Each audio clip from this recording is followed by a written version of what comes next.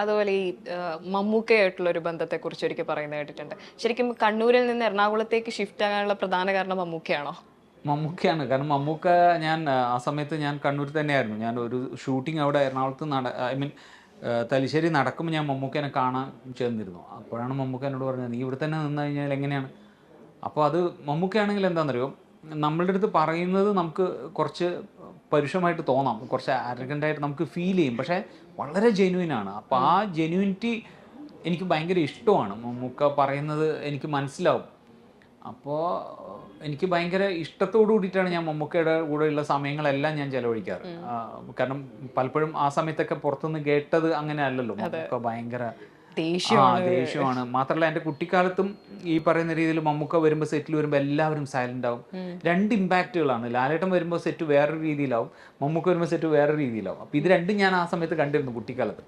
പക്ഷെ വലുതായി ഇപ്പോൾ CBI ഒക്കെ ചെയ്യുന്ന സമയത്തും മമ്മൂക്കനെ അടുത്ത് ഒരുപാട് സമയം സ്പെൻഡ് ചെയ്യാൻ പറ്റിയപ്പോഴാണ് മമ്മൂക്ക എന്താണെന്ന് അറിയുന്നത്.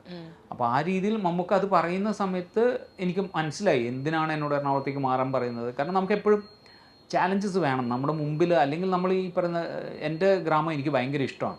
എനിക്ക് അവിടെ നിൽക്കാനാണ് ഇഷ്ടം. അവിടുത്തെ കണ്ണൂർ അവിടുത്തെ പുഴയും അവിടുത്തെ കുട്ടികളുടെ കൂടെ വയലിൽ ക്രിക്കറ്റ് കളിക്കുക, അങ്ങനെ ഭയങ്കര ലൈഫ് വേറെ രീതിയിലാണ്. അപ്പം നമ്മുടെ മുമ്പിൽ നമുക്ക് വേറെ ഡ്രീംസ് സെറ്റിംഗ് ചെയ്യാൻ പറ്റില്ല. അല്ലെങ്കിൽ നമുക്ക് നമ്മളുടെ കണക്ഷൻസ് എല്ലാം ആ സൗഹൃദത്തിൽ നിൽക്കും.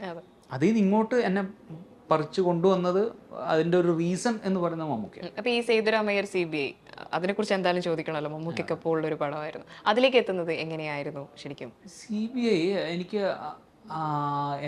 എനിക്ക് ഓഫറായിട്ട് എന്നെ വിളിച്ചതാണ്. എനിക്ക് ഇങ്ങനെ ഒരു ക്യാരക്ടർ ചെയ്യാൻ വേണ്ടിയിട്ട് എന്നെ വിളിക്കുന്നതാണ്. അപ്പോൾ ആ സമയത്ത് എനിക്ക് ശരിക്കും ഫൈറ്റ് ഓർമ്മ വരുന്നു പെട്ടെന്ന്. നിങ്ങളുടെ ഗേറ്റ് ഒക്കെ ചവിട്ടിയിട്ടുള്ള ഫൈറ്റ് നല്ല ഫൈറ്റ് ആയിരുന്നു. എനിക്ക് പൊതുവെ ഫൈറ്റ് ചെയ്യാൻ ഭയങ്കര ഇഷ്ടമുള്ള ഒരാളാണ്. ഫൈറ്റ് സീക്വൻസുകൾ ഷൂട്ട് ചെയ്യുമ്പോൾ ഞാനതാണ് നേരത്തെ ദേവദൂതൻ്റെ പട്ടികളായിട്ടുള്ള സീക്വൻസ് ഒക്കെ പറഞ്ഞത്. അങ്ങനെയുള്ള റിസ്കി സാധനങ്ങളൊക്കെ ഞാൻ ഭയങ്കര എൻജോയ് ചെയ്ത് ചെയ്യുന്ന ഒരാളാണ്. അപ്പോൾ ആ ഫൈറ്റും ഭയങ്കര ശശിയേട്ടനായിരുന്നു, അത് മാഫിയ ശശിയാണ് ഷൂട്ട് ചെയ്തത്. അപ്പോൾ അതൊക്കെ ഭയങ്കര രസമുള്ള എക്സ്പീരിയൻസ് ആയിരുന്നു. ഞാൻ പറഞ്ഞില്ലേ, മമ്മൂക്കയുടെ അടുത്ത് കുറേ നേരം സ്പെൻഡ് ചെയ്യാൻ.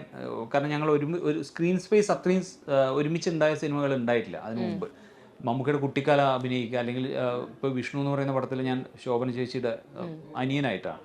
അപ്പോഴൊക്കെയും മമ്മൂക്കയായിട്ടുണ്ട്. ഞാൻ ഒരുപാട് പടങ്ങൾ മമ്മൂക്കയായിട്ട് മുദ്രയിൽ ചെയ്യുന്നു. അങ്ങനെ സിനിമകളും ഞാൻ കുട്ടിക്കാലത്ത് കുറേ മമ്മൂക്കയുടെ കൂടെ ചെയ്തിട്ടുണ്ട്. പക്ഷേ സ്ക്രീൻ സ്പേസ് ഏറ്റവും കൂടുതൽ എനിക്ക് കിട്ടിയത് ഇതിലാണ്, സേതുരാമയ്യർ CBIയിലാണ്. അപ്പോൾ അതിന് മുമ്പ് അപരിചിതൻ സിനിമ ഉണ്ടായിരുന്നു. അപ്പോൾ CBI ചെയ്യുന്ന സമയത്ത് എനിക്ക് അങ്ങനെ ഒരു ക്യാരക്ടർ CBIയുടെ ഐ മീൻ സേതുരാമയ്യരുടെ കൂടെ തന്നെ നിൽക്കുന്ന ഒരു ക്യാരക്ടർ, ഗണേഷ് എന്ന് പറയുന്ന ഒരു ക്യാരക്ടർ, അത് എന്നെ വിളിച്ചപ്പോൾ തന്നെ ഞാൻ ഭയങ്കര എക്സൈറ്റഡ് ആയിരുന്നു.